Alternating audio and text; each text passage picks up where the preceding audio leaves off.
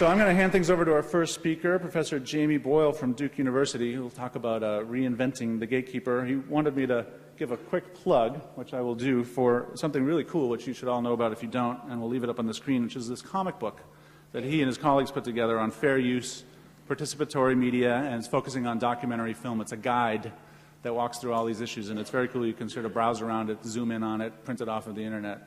We'll leave it up there, but let me hand it over to Jamie Boyle. Jamie. Thank you.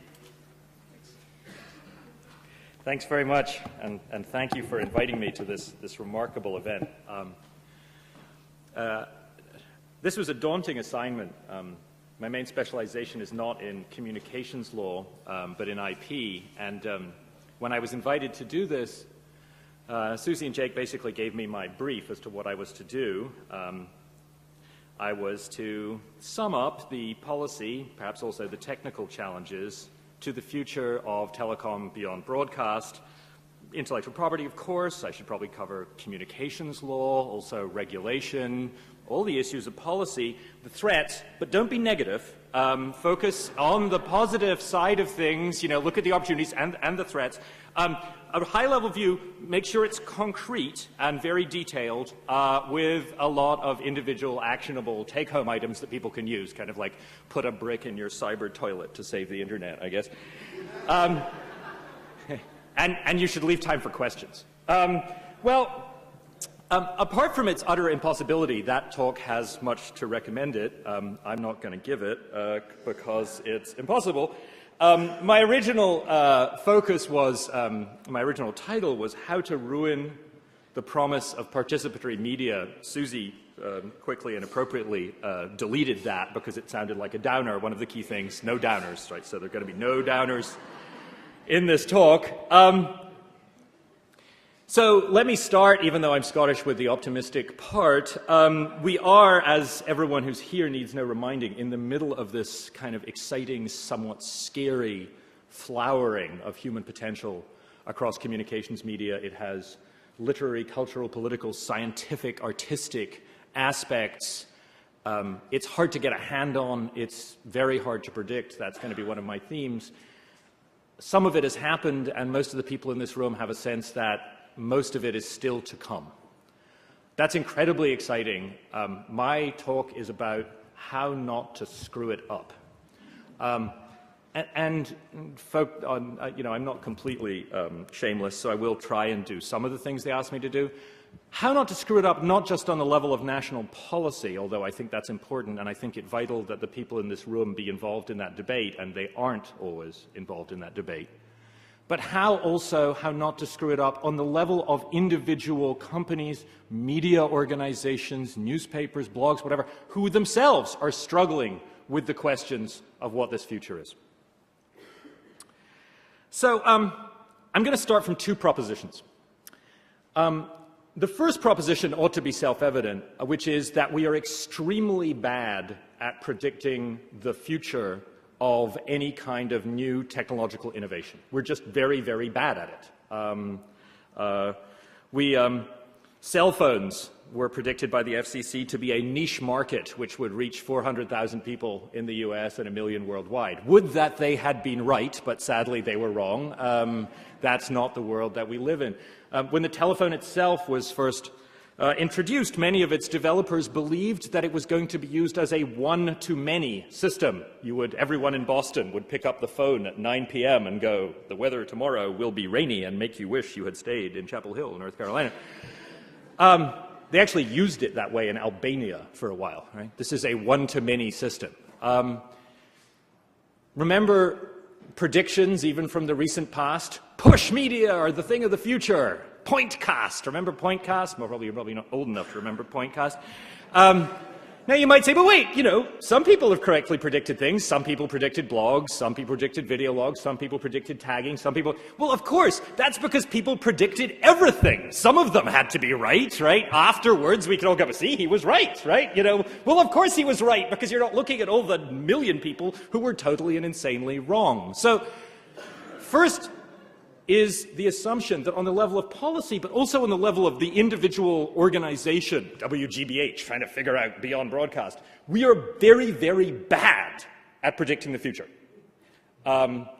So you can see why they told me not to be a downer. I actually don't think that's such a bad thing. I think we just have to understand it, and that there are implications both for policy and for individual strategy. So first principle is the principle of technological humility. The second assumption requires a little more introduction. For about the last 15 years, academics have been very excited about something called behavioral economics, which revealed, surprise, surprise to those of you who aren't economists, that individuals did not perform in the way that rational actor theory predicted. How did they not perform? Well, they weren't risk neutral. They were much more worried about future potential losses than they were about future potential gains. Economic theory had predicted they would be indifferent between the two. This is why people out there spend ludicrous amounts of money buying warranties for their appliances. It's a market that shouldn't exist. It does. That's why. They also They didn't use rational calculation. They relied on heuristics, rules of thumb, which were embedded and frequently wrong. They vastly underestimated some kinds of risk and vastly overestimated others. No, darling, we can't let you fly there. We'll drive there. It'll be safer. No, right? That's not right. That's wrong. And we do that all the time, both individually and collectively. But the thing was that these patterns, these forms of bounded rationality, these particular baseline errors, these tendencies to overestimate, underestimate risk, the interesting thing is they weren't random, they were patterned. You could understand them. I want to propose a similar pattern, a similar cognitive blindness, a similar inability to see certain kinds of potential and an ability to overestimate certain kinds of risks in the world of communications. It is a blindness, or at least an inability to see clearly, the potential of commons-based production, that is to say, the potential of forms of media which are not tightly controlled by property rights, by rules, by ownership, by direct technical control, to generate interesting kinds of content. But not just to generate interesting kinds of content, that we are blind at every level of network policy to the opportunities that commons-based production, that the non-property, less control, open access side of things tends to offer. Now let me quickly make clear what I'm saying here. In any system, whether you're trying to figure out how to generate cultural content, what rights do you give the people who create it, what rights do you reserve to the public, what rights of reuse there are.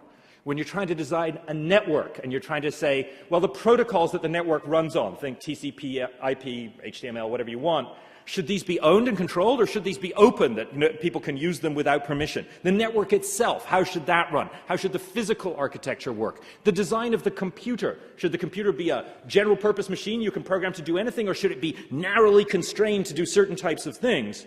At every level, and here I'm drawing particularly on the work of Larry Lessig and Yochai Benkler, at every level of the system, we have to have a balance between the ideas of protection, enclosure, closedness, property, proprietariness, and the side of openness. Leave the protocols open.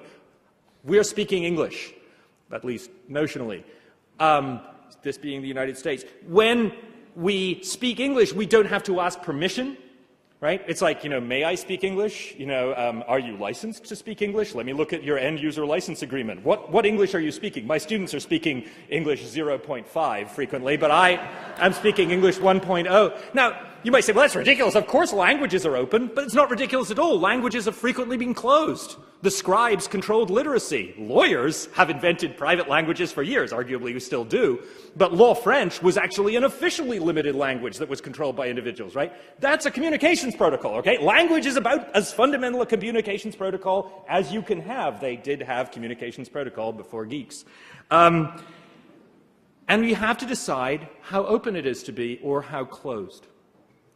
That happens on every level, from content generation through network design to the individual organization trying to figure out, I hear participant-generated content is big. How exactly do we do that? Right? How much do we let them do? How much do we hold on and control? And do we own it afterwards? At every level, we have to make those decisions. And the answer is not always open, open, open. I want to be very clear on that. The answer is a balance. My point is this. We tend systematically to undervalue the importance of the open side and to see the dangers of openness, whereas we see the potential of closedness. We have a systematic cognitive bias, is my claim, and we ought to be aware of it, whether we're policymakers or individual executives. Okay. Now, you might say, well, that's fine, but the behavioral economists actually have data to back up what they say, right? They had experiments, which generally, mysteriously, seem to either involve mugs, or they really do, they involve mugs. How do you feel about your mug now? I value it highly now that I have it. They involve games where you have to split up $100 and you have to decide, you know, how to split it up.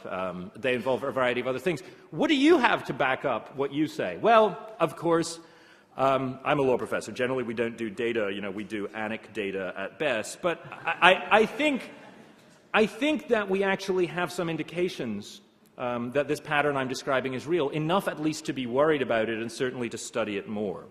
What indications are there? What evidence is there that we have this blindness or this insufficient realization of the potential and overestimation of the dangers of the open side? Well, you could pick the last 20 years of IP law, intellectual property law, as kind of the classic example. We have been faced over and over again with questions, you know. Should we retrospectively extend the copyright term for dead authors in the hope that this will make them write again? Yes! Great idea. Hollywood's graveyards. Right?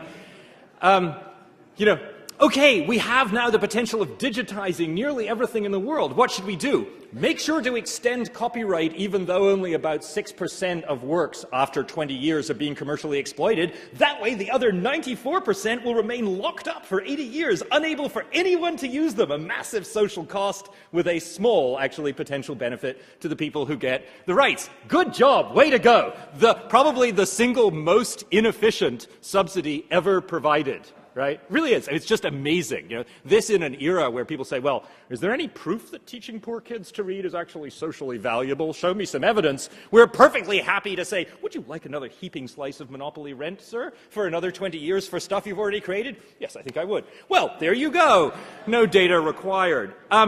That's a certain inability to understand the costs imposed by locking up everything when most of it is not still being generated, right at the moment when we could have digitized the world and made it available globally.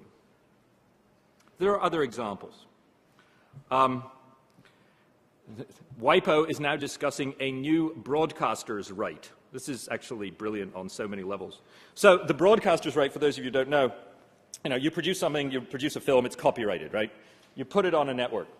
In the United States, that's pretty much it. You make a deal with a network. If somebody copies it illicitly, that's a copyright violation. You have a contract with the network. Everything seems to be great. Many countries in the rest of the world, however, signed something called the Rome Treaty, which provided a broadcaster's right. The broadcaster's right was an entirely different copyright-like right that lay on top of copyright. So I have my copyright in the film. You broadcast it. Now you have a right over it too, right? Just by broadcasting it. And if somebody gets that copy, say, of the broadcast and comes to me and say, hey, I saw your film or I saw you interviewed and I'd like to rebroadcast it. Can I do it? the broadcaster now can veto. We've introduced another middleman, right? The broadcaster can say, no, no, no, I have a right. Now, if you can get it independently, fine, you can broadcast it, but now because I broadcast it, I get a right.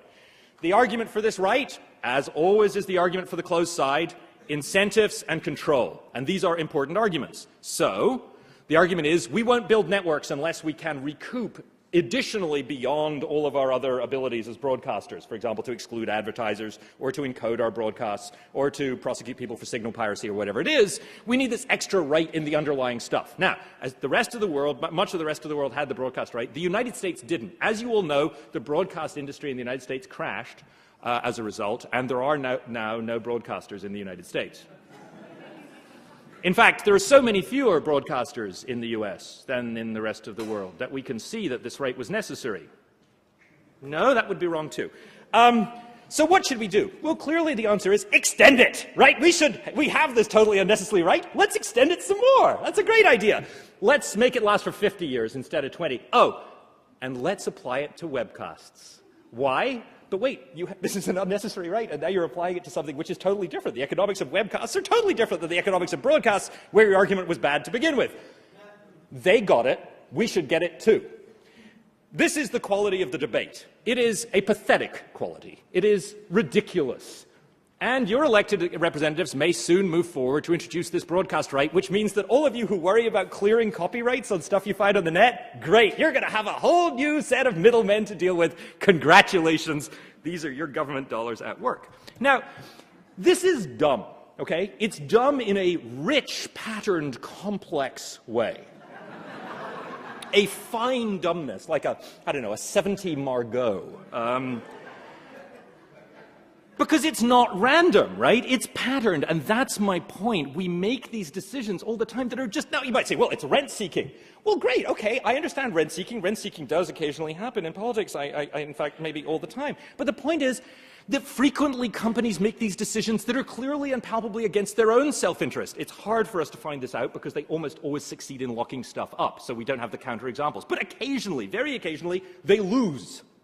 Viz. The attempt by movie companies to make it illegal to copy TV programs off broadcasts and time shift. So, right, that was their attempt. They wanted to make it illegal. They tried in the Supreme Court to do so. What happened? They lost. That's surprising. They don't often lose, but they lost there. Did the movie industry collapse as a result? No, it turned out that that was a brilliant, a strategic triumph for them to lose that. By losing that, we got the ability to make easy, free copies of movies. The price of video recorders dropped, with the legal penalty no longer threatening it. We got massive penetration of the market by VCRs. And suddenly people have these VCRs sitting there, so what do they want to do? They want to go and rent some tapes. And so for a long time, it's now fading out. The movie industry produced most of its revenue from renting tapes. That was a new business model. It's one that they hadn't thought about. They wanted to lock things up. They wanted to control it. It turned out that not controlling it actually produced, in part, a whole new market they hadn't really even thought about. That's a classic example. We tend not to see these issues. Remember, I'm saying there's always a balance. It's not that open is always right. That's not what I'm saying. But we tend to undervalue open. Why? I think there are a bunch of reasons. I think that our understanding of property is partly deeply encoded as being around stuff like this. And with stuff like this, property rights are actually, kind of important. If I have the water, you can't have it. If I'm controlling the water, then, I know whether or not somebody else is drunk from it. If I'm running a farm, I want to know that I can grow things and I can get back the return from them. I want to be able to kick people off the farm, to employ people and get rid of them if they're not working hard enough, to stop people coming in. And for all of those reasons, when we're controlling physical, tangible, limited property, the idea of high levels of control makes a great deal of sense on the economic, but also just on the visceral level. It's mine. We're just not very good yet at understanding intangible stuff. Right? We just don't have the instincts for it. We come to it and you go, it's like property, theft is theft, right? That's, we sort of, and the answer is, well, it's like property, tangible property in some ways, but not in others. For one thing, it's really hard to deplete an idea, right? It's hard to overfish an idea, right? it's hard to claim, my God, I told my students all about fair use today. Now I don't know anything about it. It's not the way ideas work, right? Actually, it might be in my case, but it's not supposed to be the idea. In questions, we could get to cases where you actually can deplete ideas. You can deplete certain things. You can deplete songs by overplaying them, for example. But so there are examples, but counterexamples. But by and large, and so what I'm trying to say is, the first thing is, I think our assumptions about control and design are built around a set of experiences with the world, which by and large, maybe this generation is different, are material, not digital. And so we tend to take that mindset and move it over, and it doesn't work very well. That doesn't mean we're always wrong. That's the point. That's what makes it so complicated. But it means that we're wrong by inclination, right? We tend the wrong way. To give an example, game companies routinely do this. Wow, we have a whole bunch of people who are willing to work for free to develop massive new layers of our games, lots of new levels. What should we do? Strategy 1, forbid them and threaten them with suit, right? Good, way to go. Strategy 2, let them do it and then kick them out and tell them it's all copyrighted by us. That way they'll feel positively towards us, right? It's like, you don't seem to be really getting it, guys. It's like this is not like your yard, right? That's going to get muddy with a whole bunch of people walking through it. So there are lots of other examples. I've actually written in work on the enclosure movement what some of them are. I think there are ideas they're specific ideas based on our notion of authorship, that authors produce stuff out of nothing. So we tend not to think of authors as people who need raw material. Like, you build your song or your novel or your painting out of nothing. So we don't then say, well, where did you get it from? And that leads us to undervalue the public domain and fair use. I think law professors actually have a role to blame here. I don't know what Charlie would think about this, but it's hard to think of a law school exam in which the correct answer is, make sure your client doesn't have any control. Make sure your client doesn't get to lock things up. Make sure your client doesn't have maximum freedom while everybody else has minimum freedom. The way that we normally, as we train people to be lawyers, assume that the correct answer is at the end of the day, your client should end up with all the rights and basically everybody else shouldn't end up with very many, and you should have maximum control and they shouldn't. It's not clear that that assumption is going to play very well in this world, because that may not be the best solution, just as a business method, let alone as a regulatory strategy. Okay. Let me give one quick example of how this might play out. So imagine that I now surgically or in other ways removed from your brain the knowledge of the last 14 years. It's 1992. I come to you and I say, okay, here we are in 1992. We're assembling this group, this whole group, maybe bring in some more regulators, even more people from industry, bring in a bunch of lawyers. And what we have to do, what we have to decide here at Harvard Law School is, we're thinking of having this kind of, internet thingy. And the question is how to design it. And we have to make some key architectural decisions. Now, there is this proposal, comes to some sort of wacky group, that this thing should be sort of open, that the protocols should be open, that anyone should be able to connect to it, that the network itself should be basically, completely, dumb, that the intelligence should reside at the ends, that people should be able to take this platform without permission from anyone and develop their own apps on it that we haven't even thought of, that we wouldn't even own the protocols by which they transmit it, and the terminals which they use wouldn't even be designed to do certain things, so they could make them do anything. Remember, you don't have the memories of the last 14 years. You don't have Google Maps, you don't have Wikipedia, you don't have Google, you don't have the proliferation of information that now runs your life, right? You are yourself in 1992. So what would we say? Well, I think if we were fair, we'd say, this is a disaster. What's going to happen? There'll be porn. Check. There'll be porn. There'll be piracy. There will be piracy. Well, you're right, actually. I hadn't thought of that. But there will be a lot of piracy. That's worse than porn. That could lead to dancing. There'll be porn and piracy. There'll be spam, right? there'll be wackos. There'll be people up there. It's like, you know, the New York Times and NPR won't be able to give us the truth. There'll be all these people who say, I think something different. And they'll just speak to millions of people without us vetting them. We need to vet them. We need to see, you know, NPR, okay, check, you can have a site, you know, and New York Times, okay, who are you? I don't know who you are. I'm not letting you talk to the public. No. I think being fair, being ourselves, but with just the last 14 years removed from our brains, you have to admit, what would we invent? We'd invent Minitel, the French network of the 1980s. We'd invent a set of terminals that did a very limited number of things under the control of a central agency. And then, because we're public-spirited, we'd give poor people some extra time on it. Come on, that's what we do. I think that's the proof. That is the proof of my point. The only reason we can imagine what we've got is because we've got it. It was an accident, guys. It was a bunch of things that came together. The internet, in my view, is an historical anomaly. It's not that history is sweeping us towards greater openness relentlessly. It was a bunch of geeks doing some stuff who wanted, for their own reasons, things designed a certain way, and suddenly, bam, it was too big to control. So what should we do now? At every stage, at every level, we're trying to undo what has happened. The computers are general purpose. Well, they shouldn't be, and when you get Windows Vista loaded on yours, they won't be. Trusted computing will make sure that you only do the approved tasks, right? Or you won't be able fully to participate in the world. And as for the network itself, this kind of, you know, anyone could just be up there and do whatever they want. No. We, the people who make the networks, we need to be able to privilege certain kind of content. You know, Disney content needs to flow 17 times as fast as some video bloggers. That's just the market working. We've got to close that down. We've got to have property rights and control there. This net neutrality stuff, it's communism. At the level of content, we need more digital rights management. You notice how much consumers love DRM? We need more of it, right? We really just need a lot more of it so that it's so embedded that there's just no space outside it. It's the space outside it that causes all the problems.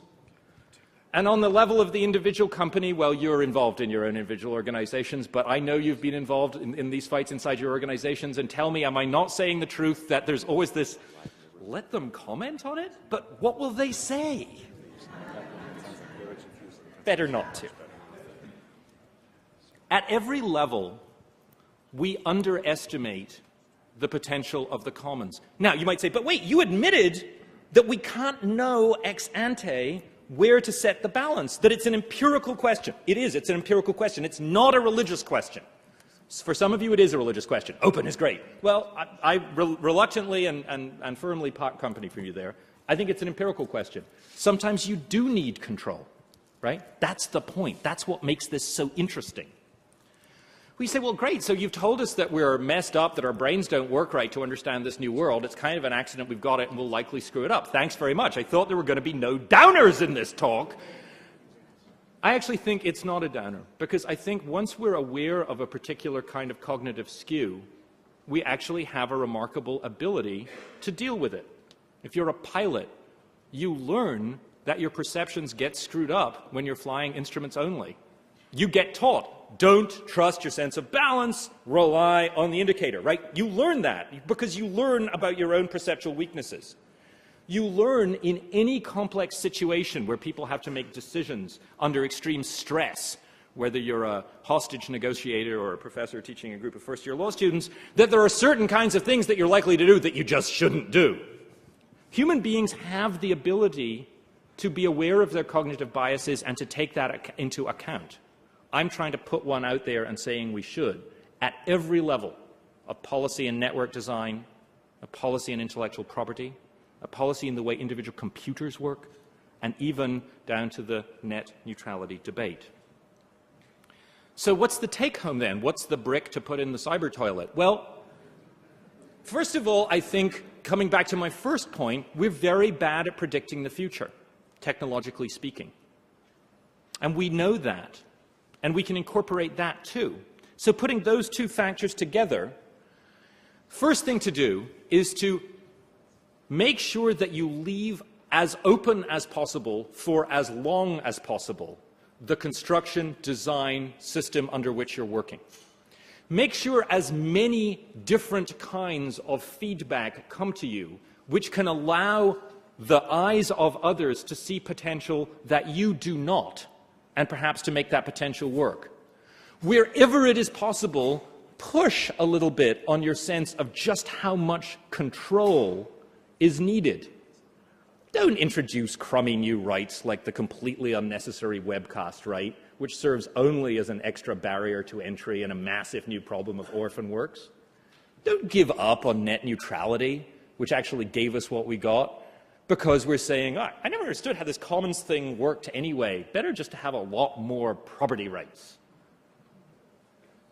Having said all that, again, it's not a religious question. It's an empirical question. And sometimes we need control.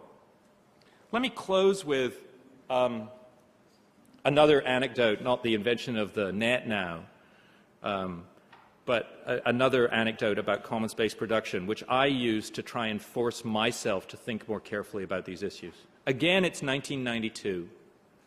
Again, I've surgically removed your knowledge of the next 14 years. And I come to you and say, listen, WGBH Boston has been given the job of designing the greatest reference work the world has ever seen.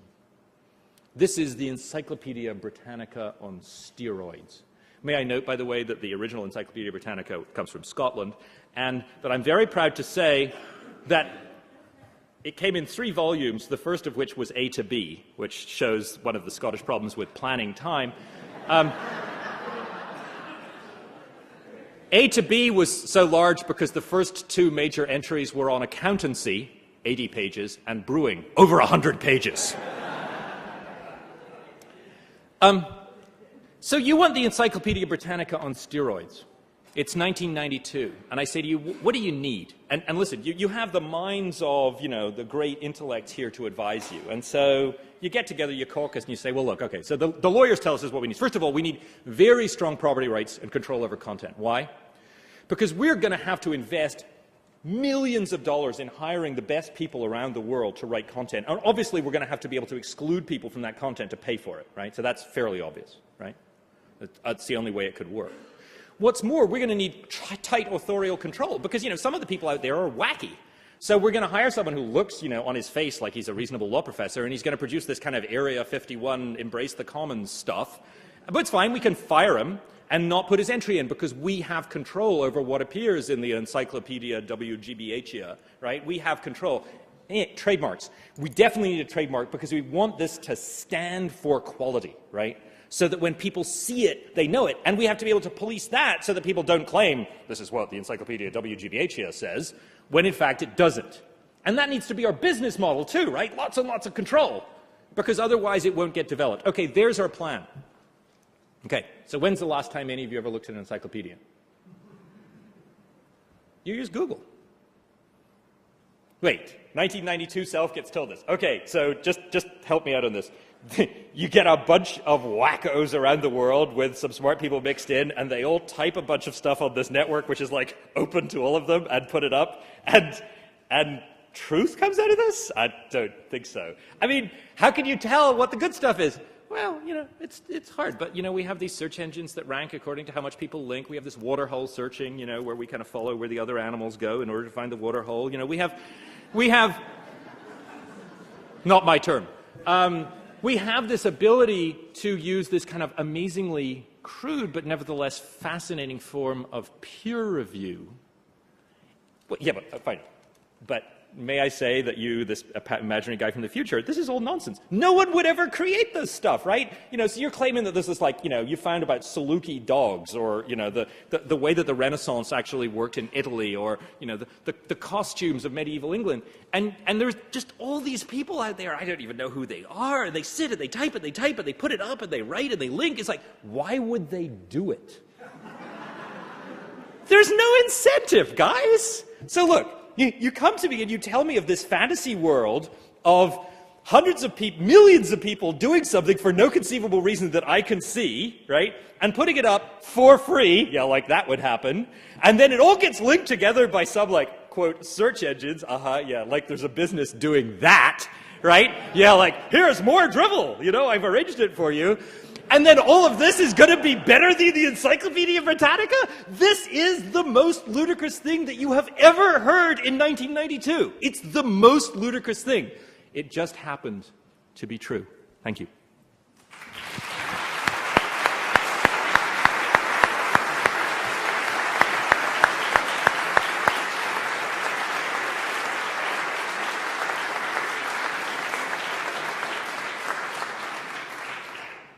And I have saved my 10 minutes for questions. Who's going to do the mics? Do I just We got mics back here. Questions? They're bringing you a mic so that you can be preserved for posterity and doubtless sold in a limited edition by the Berkman Center. Hi, my name's Shava Nirad. I'm with tor.eff.org. Hi. And I was interested in the way that you talked about the way that change is undervalued, because what I see in that is that the major anxiety when you have change being undervalued is that the players are going to change. Yes, the pool of money is always there, but how do you counter the anxiety of the established players that they are not going to be the established players of the next generation? That's, to me, that's the culture war.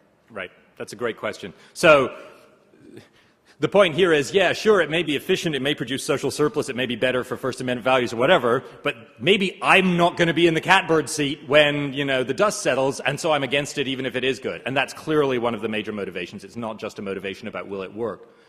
One record executive in the UK said that media companies have to embrace what he calls Tarzan economics, which is letting go of the last income stream before the next vine is actually within your grasp. That's very scary, right?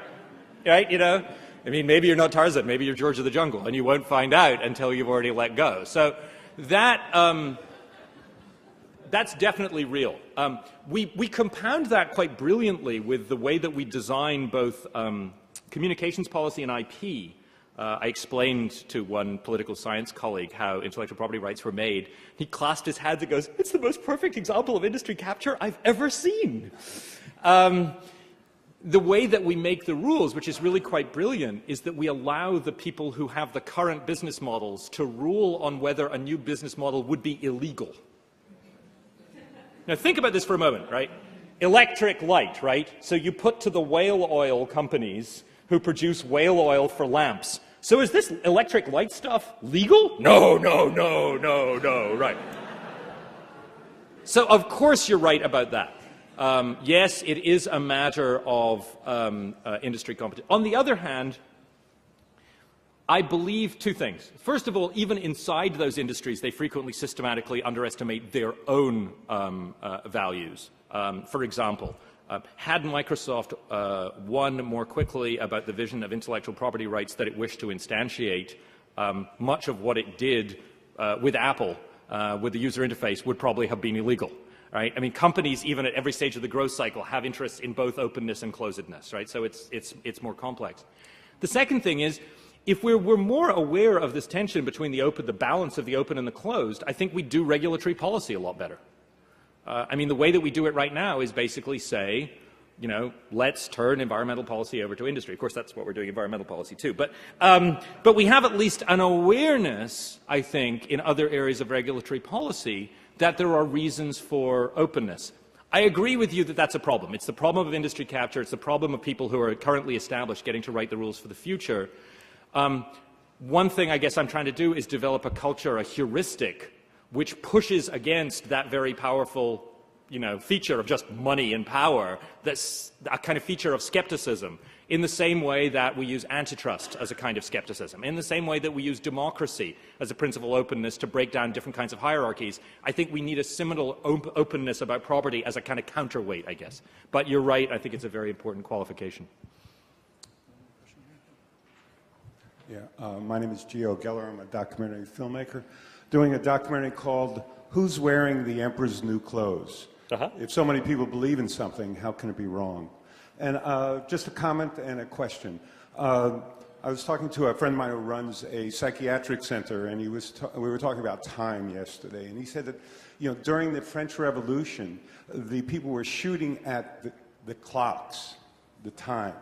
And during the Russian Revolution, it was founded because the typesetters were rebelling because they weren't getting paid for the dots and the commas like the other letters. So maybe we're in a time of rebellion in our own way, and we need to be thinking about participatory media as the beginning of thinking for ourselves rather than this top-down management, which is what Wikipedia is kind of a model of, not top-down management. So my question to you is, what do you think people of the future are going to say about us today?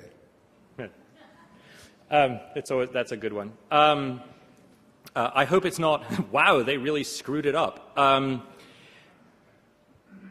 I think that the thing that they will do is say, these people were caught in a cognitive dilemma. And the cognitive dilemma, which was that they had been trained to have this very strong assumption that control, property rights, incentives, and so forth was the normal way to go, with a few limited exceptions, democracy, competition, but by and large, this was the norm. And then they had this massive counterexample that was kind of sitting right in front of them, which was the Internet and the stuff that the Internet had enabled. And this was the black swan, right? This was the swan that proved that all swans are not white. And the question was, how would they deal with it? Would they deny it? That's always a fundamental human way of dealing with things, right? Would they trivialize it or marginalize it? Would they try and regulate it so it went away, so that the nasty counterexample didn't exist anymore? Or would they say, this indicates that our models of the world are wrong, right? The place where we said the map ended is actually not where the map ends. I kind of hope that the answer to that question is that they looked at the counterexample and said, our maps of the world are limited, and maybe the world is different than we imagined, but I'm not enough of an optimist to say that that's the way things will go.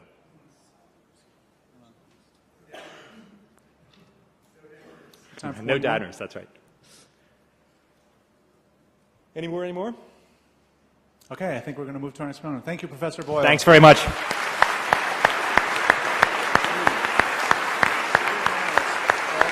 Buy the comic.